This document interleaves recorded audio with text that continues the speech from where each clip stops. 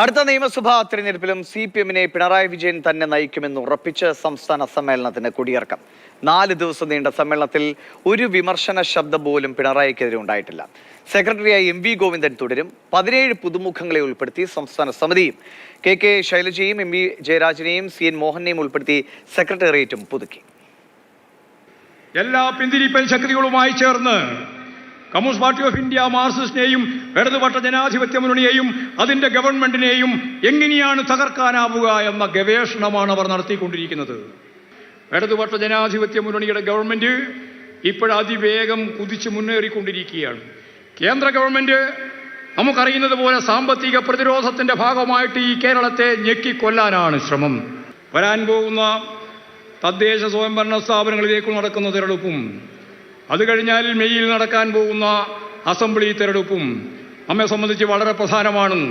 ഒരു സംശയവുമില്ല, സഖാവ് പിണറായി വിജയൻ നയിക്കുന്ന ഇടതുപക്ഷ ജനാധിപത്യ മുന്നണിയുടെ 2ാം ടേമാണിത്.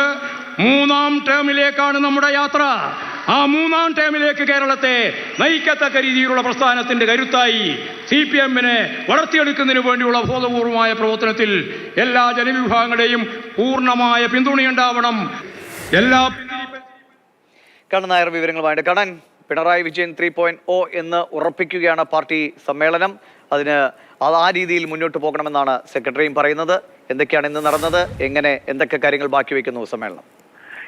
ദിവിഷ, ഈ സമ്മേളനം അവസാനിക്കുമ്പോൾ നമുക്ക് ഒറ്റക്കാര്യം പറയാം. പാർട്ടിയിലും സർക്കാരിലും ഒന്നാമൻ പിണറായി വിജയൻ തന്നെ. ഇനി ഒരു സർക്കാർ കൂടി ഉണ്ടാവുകയാണെങ്കിൽ അതിന്റെ മുഖ്യമന്ത്രിയും പിണറായി വിജയൻ ആയിരിക്കും എന്ന് അടിവരയിടുന്നതായിരുന്നു CPM-ന്റെ കൊല്ലത്ത് നടന്ന 26ാമത് സമ്മേളനം. ഒരു സ്ഥലത്ത് പോലും മുഖ്യമന്ത്രിക്കെതിരായ ഒരു വിമർശനം ഉണ്ടായിട്ടില്ല എന്നുള്ളത് തന്നെയാണ് ഏറ്റവും എടുത്തു പറയേണ്ട കാര്യം. പല സമയങ്ങളിലും മറ്റു നേതാക്കന്മാരെ വിമർശിക്കുന്ന സമയത്ത് മുഖ്യമന്ത്രിക്കെതിരെ യാതൊരു തരത്തിലുള്ള വിമർശനങ്ങളും ഉണ്ടായിട്ടില്ല. ഇന്ന് അതിരൂക്ഷമായ രീതിയിലാണ് കേന്ദ്ര സർക്കാരിനെ മുഖ്യമന്ത്രി വിമർശിച്ചത്. കാര്യം കേരളത്തിലെ വിവിധ പദ്ധതികൾക്ക് കേന്ദ്രം പണം നൽകുന്നില്ല എന്നുള്ള ആരോപണമുണ്ട്. ആ ആരോപണങ്ങൾ അടിവരയിട്ട് പറഞ്ഞുകൊണ്ടുള്ള ഒരു പ്രസംഗമാണ് ഇന്ന് നടന്നത്. അതിൽ ഏതെങ്കിലും തരത്തിൽ ഇനി പണം നൽകാൻ തയ്യാറായില്ലെങ്കിൽ കേരളത്തിലെ വിഭവങ്ങൾ സമാഹരിച്ച് പണം കണ്ടെത്താനുള്ള മാർഗങ്ങൾ തേടുമെന്നുള്ള കാര്യം കൂടി പറയുകയുണ്ടായി. ഒരു നാടിനോട് എത്രമാത്രം ക്രൂരമായ വിവേചനമാണ് കേന്ദ്രം കാണിക്കുന്നത്. വയനാടിനെ ഉദാഹരിച്ചാണ് അദ്ദേഹം ഇങ്ങനെ പറഞ്ഞത്. കേരള വിരുദ്ധ സമീപനമാണ് കേന്ദ്രം സ്വീകരിക്കുന്നത്. അത് BJP-യുടെ മനോഭാവമാണെന്ന് അടക്കമുള്ള വിമർശനങ്ങൾ ഉണ്ടായി. ഞാൻ നേരത്തെ പറഞ്ഞു വന്നതുപോലെ പാർട്ടിയിലും അതുപോലെ തന്നെ ഈ സർക്കാരിലും ഒന്നാമൻ പിണറായി വിജയൻ തന്നെയാണ് എന്ന് അടിവരയിടുന്നു. ഇപ്പം തന്നെ എടുത്തു പറയേണ്ട കാര്യം ഇന്നത്തെ റെഡ് വോളണ്ടിയർ മാർച്ചും അതുപോലെ ശേഷമുള്ള പ്രകടനവുമാണ്. ലക്ഷക്കണക്കിന് ആൾക്കാർ പങ്കെടുത്ത ഒരു പ്രകടനമാണ്. ആസാം മൈതാനം എന്നത് കേരളത്തിലെ തന്നെ ഏറ്റവും വലിയ മൈതാനങ്ങളിലൊന്നാണ്.